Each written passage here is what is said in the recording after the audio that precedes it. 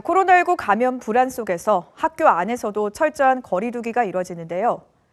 인구 유입이 계속되고 있는 신도시 지역의 과밀 학급 문제는 여전히 해결되지 못하고 있습니다. 보도에 권예술 기자입니다. 학교 안 거리 두기가 중요한 이때 과밀 학급 문제는 시급히 해결해야 할 과제입니다.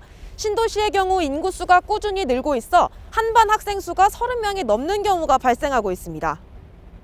과천시 문원초등학교입니다. 한 학급당 학생 수가 30여 명으로 과밀 학교에 가깝습니다. 이 학교의 전체 학생 수도 1,200여 명으로 시내 다른 초등학교 학생 수보다 3배 가까이 많습니다. 대규모 아파트 단지들이 밀집해 있는 가운데 매년 학생 수가 늘고 있습니다.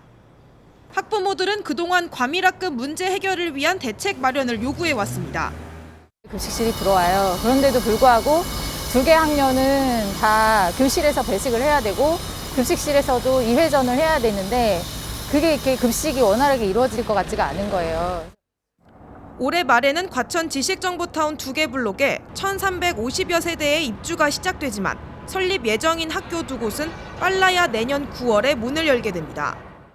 때문에 학생들은 최소 1년여 동안 인근에 위치한 초등학교로 다녀야 하는 상황입니다. 학생 수요 예측이 어렵다는 이유로 입주와 개교 시기를 맞추지 못했기 때문입니다.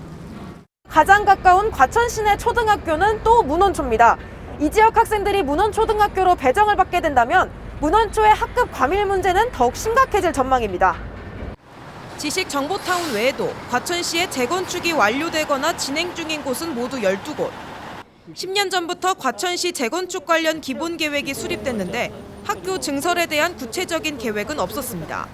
예전에 그 지구 단위 계획 수립부터 이런 문제들이 여러 가지 그 우려가 예상이 됐었는데 관련 그 관청에서는 그 당시부터 어떤 그 미리 준비를 하지 않고 현 시점에서 지금 굉장히 우려되는 그런 상황이 발생돼서 학교가 부족해 등교하는 길이 너무 먼 곳도 있습니다. 화성시 봉담 지역의 경우 택지 개발이 진행되면서 매년 유입 인구가 큰 폭으로 늘고 있지만 학교 시설이 수요를 따라가지 못하고 있습니다. 봉담읍내 중학교는 이달 개교한 수연중학교를 포함해 모두 5곳. 하지만 고등학교는 13년째 1개곳뿐입니다. 중학교 졸업생의 30% 정도만 지역 고등학교로 진학할 수밖에 없는 실정입니다. 그러면은 저희가 고등학교는 하나밖에 없어요. 저희 마을에. 그러면은 그 고등학교가 한 330명 정도 수용을 해요. 그럼 한 70% 정도는 외주로 다 이제 흩어져서 나가야 되는 상황이잖아요.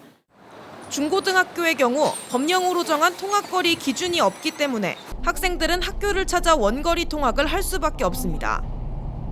과밀 학급 문제가 시급한 과제가 된 가운데 교육 환경 개선을 요구하는 목소리는 높아지고 있습니다. 제발 노력해서 봉담의 교육 환경 좀 개선해 주시기 바랍니다.